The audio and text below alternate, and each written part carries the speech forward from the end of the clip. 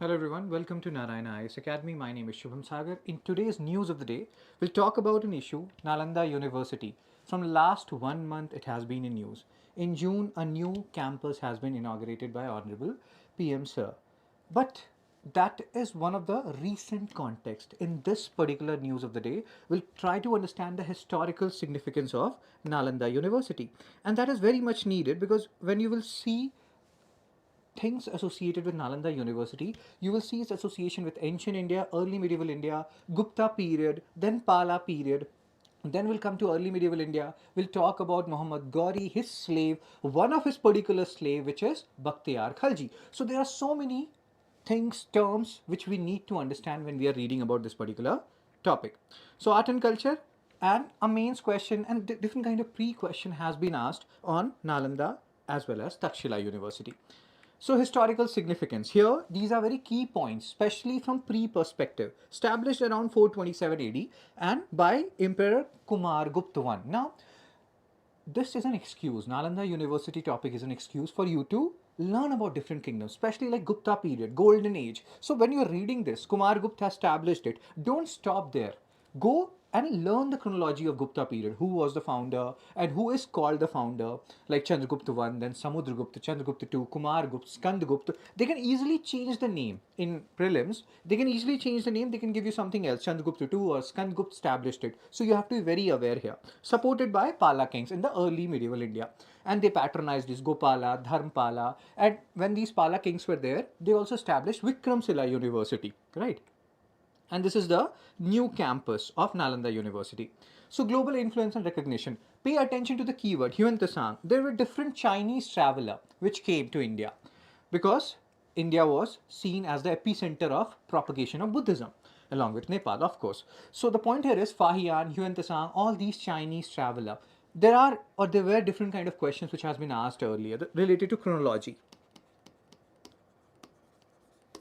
Who came first, Fahian, Yuan Tsang, how will you remember it? So again, there is a very easy mnemonic for it. Let's say Fahian, you write like this, and then Yuan Tsang. So out of F and H, which comes first in alphabetical order? F came first or comes first rather, so that means Fahian came first and then Yuan Tsang. Fahian came during the Gupta period and Yuan Tsang came during the Harsha period, Harshvardhana period, 606 to 647 AD. So via this article, we are also trying to link other stuff which can be or which has already been asked by UPSC earlier, right? So Yuan Tsang during the period of Harsha and his accounts and epigraphic records affirmed Nalanda's status as a Buddhist site. Great. Then he popularized Nalanda and in different regions, including Southeast Asia.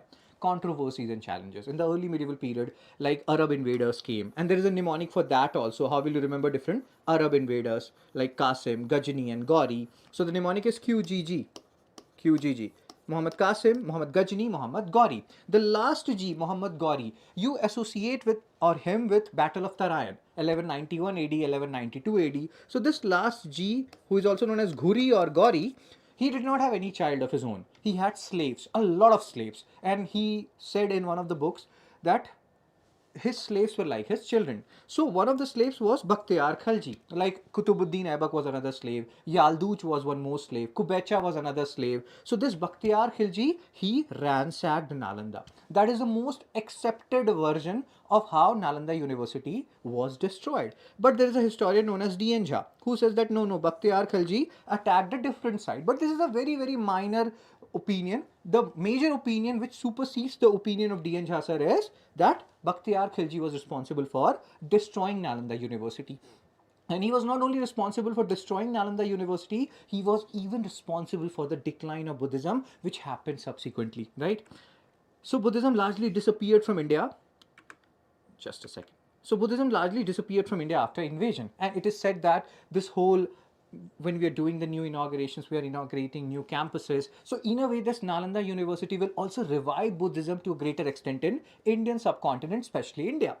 Especially when you talk about the 20th century, B.R. Ambedkar sir, in the later part of his life, he converted to Buddhism, but that was a form of Neo-Buddhism. And many lakhs of followers of Ambedkar sir converted to Buddhism, especially in the region of Maharashtra. So that also gave a new life to Buddhism. This Nalanda University is also seen as a way of maybe reviving Buddhism to its former glory, right? So Nalanda, what is the conclusion here? Nalanda remains a subject of historical interpretation and significance, echoing Oscar's Wilde view.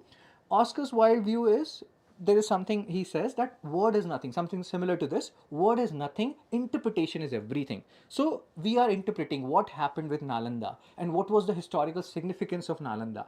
Do read more about that Oscar Wilde's view. Word is nothing, interpretation is everything, right? So hopefully you're understanding certain points related to Nalanda University, certain people associated with Nalanda University, certain dynasties associated with Nalanda University.